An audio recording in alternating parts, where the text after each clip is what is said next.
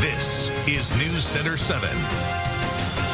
We are just a week away from Election Day, and election security is top of mind. We'll walk you through the system in place to keep the process smooth and what would happen if certain problems popped up. Plus, that's when I seen the smoke coming out of her windows.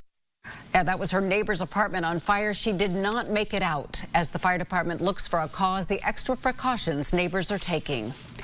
Protecting the integrity of our presidential election, that's been a big topic all across the country this year. Today, the University of Dayton's Law School hosted a virtual panel discussion with constitutional law experts about that issue. News Center 7's John Bedell is live at UD after asking one of those experts to walk us through what happens in the event of an electoral college tie between President Trump and Vice President Biden. John?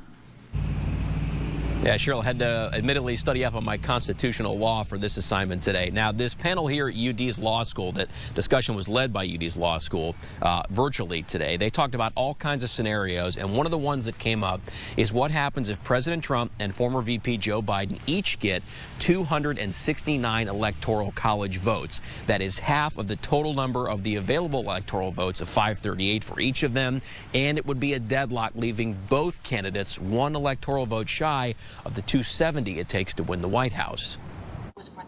Tuesday's virtual panel discussion, hosted by the University of Dayton's Law School, focused on all kinds of topics related to the integrity of our election. They talked about the record numbers of early voting we've seen so far, and they talked about the potential and hypothetical issues that could pop up on or after Election Day, like glitches that prevent large numbers of people from voting or electoral disputes. One of the expert panelists walked us through the process of what happens in the event of a 269 to 269 electoral college tie, even after electors meet in December to cast their votes. He said that process would start in January, when the new Congress, decided by next week's election, meets in a joint session to count electoral votes and declare the results. By January 6th, let's say, or the night of January 5th, you go to the House for a vote on the presidency, state by state, where it's a question of who controls the majority of the entire delegation of the state. And we talked about the current party breakdown, but it's the future House, which we obviously don't know right now what exactly that might be. It may be unchanged, but it could flip. If the House fails to give us a POTUS, then it goes to the Senate to pick the vice president. If they manage to pick a vice president, that person becomes the acting president until such time as the presidential dispute can be resolved. If the Senate fails to pick an acting president, then I think it probably is unlikely to be able to, because of the quorum rules. A supermajority is required in the Senate for that decision.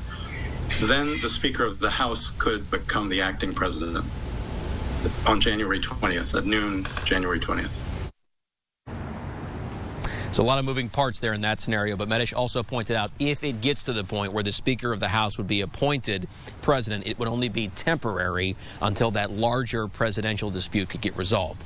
Should mention all four of these experts said today, while this was a fun intellectual exercise to talk about things in the abstract and as hypotheticals, what they said they're all hoping for on election night is an uneventful election. Isn't that true for a lot of us? All of us, I should say. We're live in Dayton tonight. I'm John Bedell, News Center 7. That sounded